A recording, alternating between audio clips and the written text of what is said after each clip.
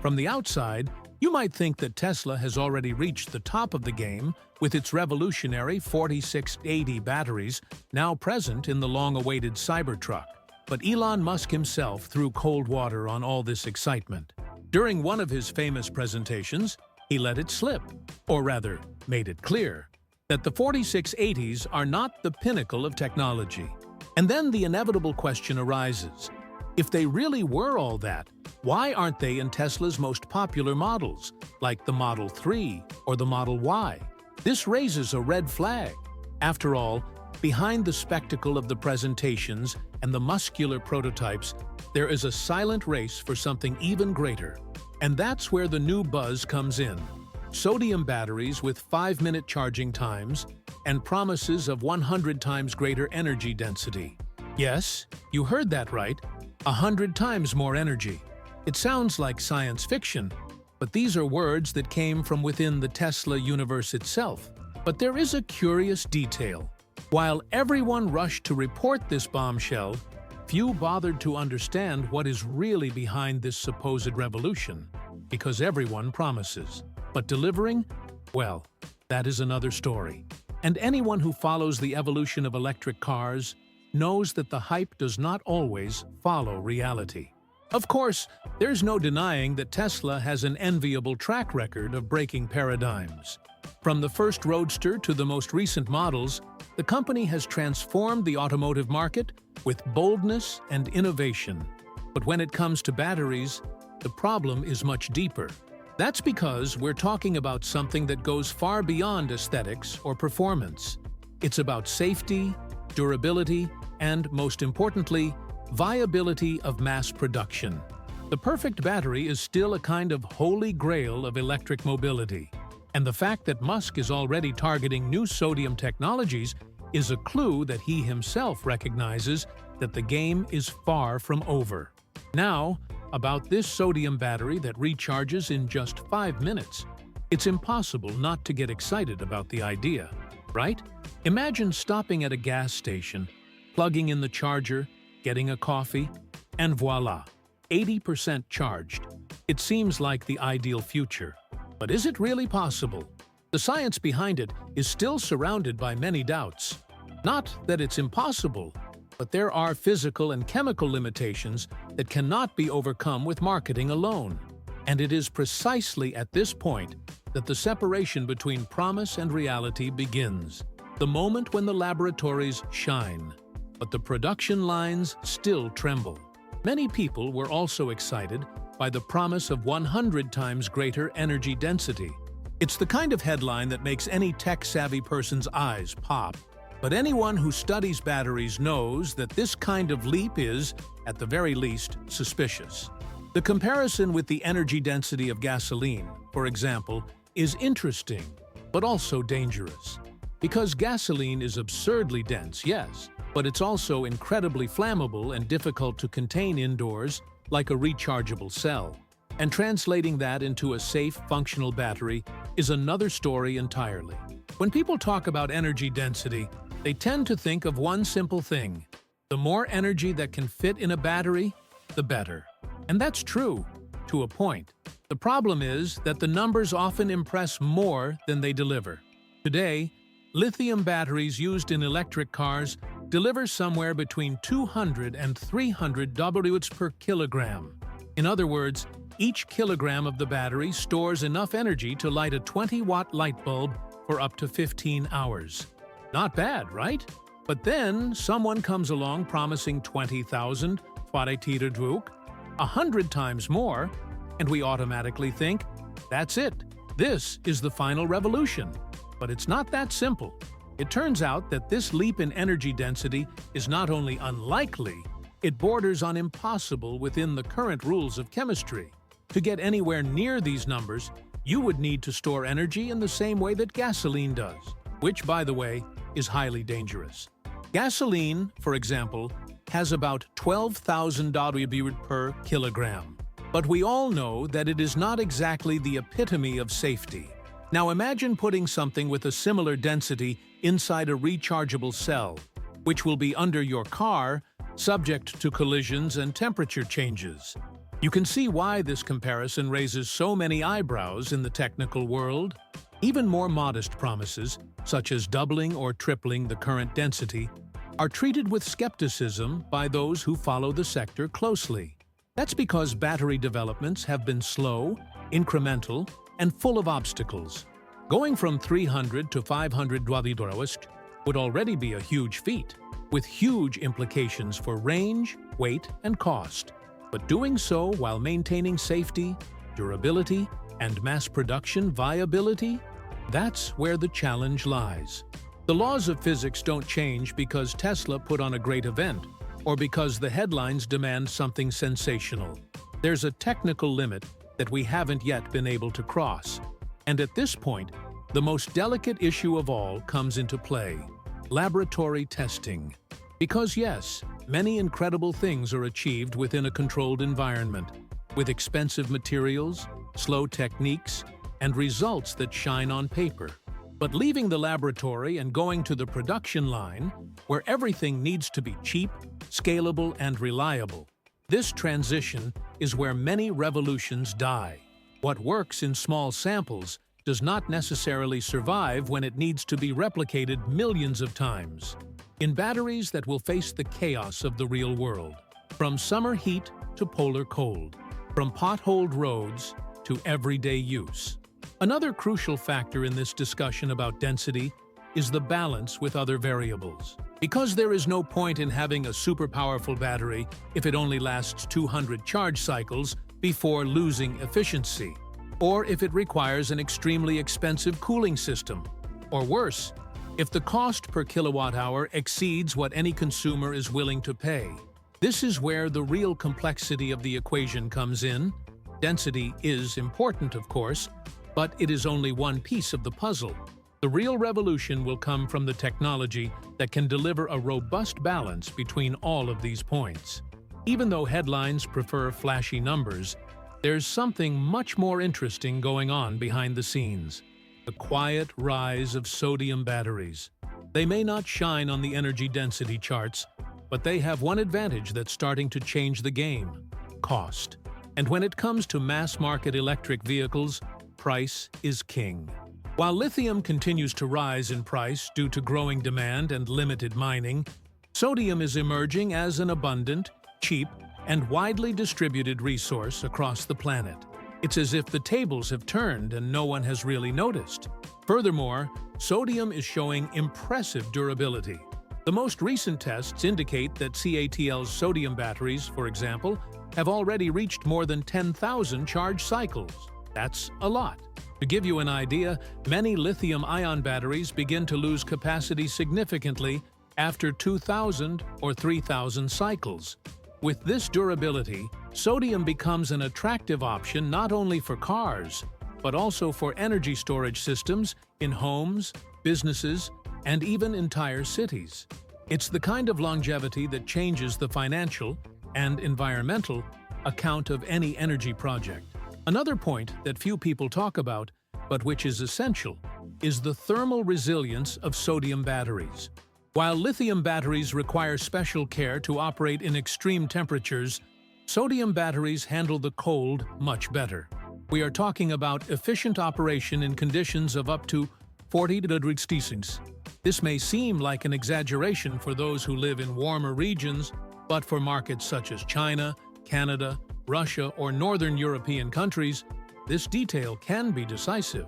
An electric car that starts without drama in extreme cold is a great promise for those who have already faced problems with frozen batteries. And there's more. Safety is another aspect where sodium is gaining points. While lithium-ion batteries are known for their risk of overheating and even explosion in some cases, sodium cells are much more stable. The risk of thermal runaway is lower, and this brings peace of mind that is priceless, both for users and manufacturers. In fact, it's no coincidence that big brands are looking fondly at this technology.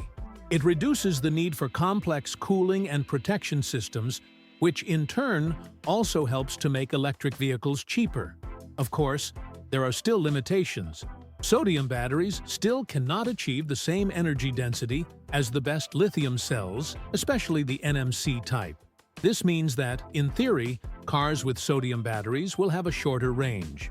But the reality is that most drivers do not need to drive 600 kilometers per charge. For urban use or for daily routines, a range of 250 to 350 kilometers is more than enough. And if the car costs less, charges faster, and lasts longer, this equation starts to seem irresistible. While sodium is gaining ground behind the scenes, other technologies are also heating up behind the scenes of this electrifying ring, and there are some serious competitors entering the fray. One of the most talked about names is the aluminum-graphene battery, which combines two very interesting elements: lightness and conductivity. Graphene, by the way, is almost a living legend of modern science. Strong as a diamond, thin as a strand of hair, and capable of conducting electricity better than any common metal. When combined with aluminum, the result is batteries that promise to charge in less than 10 minutes without overheating. It seems like magic, but it is pure physics being taken to the limit. The problem, as always, is getting this marvel off the drawing board and onto the ground. Experimental cells already exist, and tests are encouraging, but turning this into large-scale production is still a long way off. One of the biggest stumbling blocks is controlling the chemical byproducts generated by the aluminum anode, a delicate reaction that can affect the stability and cost of the battery. And as everyone already knows, no major automaker will risk putting something on the market that could fail under pressure. Safety, durability, and cost need to go hand in hand. Until then, aluminum-graphene remains a tempting promise, but one that is still stuck in the wings. Meanwhile, another name is starting to emerge with force, and with a completely different proposal. We're talking about iron-air batteries. Yes, iron and air. It sounds like science fiction, but it's real. Created by the company Form Energy, these batteries are not aimed at luxury cars or cutting-edge performance. The focus here is to last a long time, cost little, and power fixed structures such as houses, buildings, and even entire neighborhoods for long periods. Their energy is more modest, ranging from 50 to 100 kW, that is, well below their mobile competitors. But for those who need a backup of 100 hours straight, they can be the salvation. These batteries act as strategic energy reserves. Imagine a 2-day blackout. A well-designed iron-air system could keep a city running until the power grid comes back on. And the most amazing thing about them? They use cheap, abundant, and sustainable materials. Iron is one of the most common elements in the Earth's crust, and air, well, air is everywhere. The estimated cost of these batteries is between $20 and $50 per kilowatt hour, which is dramatically lower than any other current chemistry. It's no wonder they're already in practical testing and are expected to gain traction between 2026 and 2030. On the other hand, when the subject of electric vehicles returns, BYD's Blade battery appears strongly. This battery uses the classic lithium iron phosphate chemistry, but with an innovative blade-shaped design. This structure allows for more efficient packaging and drastically reduces the risk of overheating. Its performance in puncture and thermal resistance tests impressed even the toughest critics. Its autonomy is not surprising. It is between 250 and 300 kilometers, but its safety and competitive price make it one of the favorites of Chinese automakers. And the best part, it is already being used on a large scale. Among all these alternatives, one of the most daring, and at the same time dangerous, comes from the laboratory: liquid sodium-potassium batteries. Just hearing this name, you can already tell that we are talking about no ordinary technology. They work with a highly conductive liquid metal alloy made of sodium and potassium. And the great promise here is impressive. Ultra-fast recharging, extremely high energy efficiency, and the potential for absurd performance. It is the kind of idea that seems like something out of a science fiction movie. But, like all cutting-edge experimental solutions, it comes loaded with serious risks and a level of complexity that would make any engineer break out in a cold sweat. The first thing that stands out about this technology is the fluidity of the metal. Instead of using solid electrodes, as in conventional batteries, it uses a liquid substance that moves inside the cell. This allows for extremely fast ion conduction, which theoretically makes charging possible almost instantaneously. In terms of raw innovation, it's brilliant. But the problem is that this sodium-potassium alloy is incredibly reactive. We're talking about a compound that, if it comes into contact with air or water, can explode. Literally. Any leak, any micro crack in the seal, and the whole thing turns into a flammable nightmare. Therefore, to function safely, these batteries require extreme containment. Sealed environments, inert atmospheres, advanced ceramic materials to isolate the reaction. All of this increases the cost and complicates production.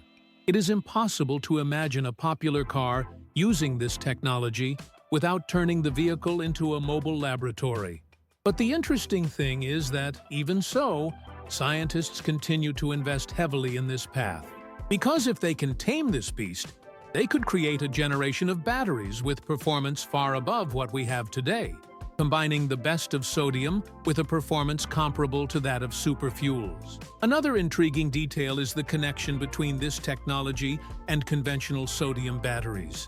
They share the same chemical base, with sodium as the central active element.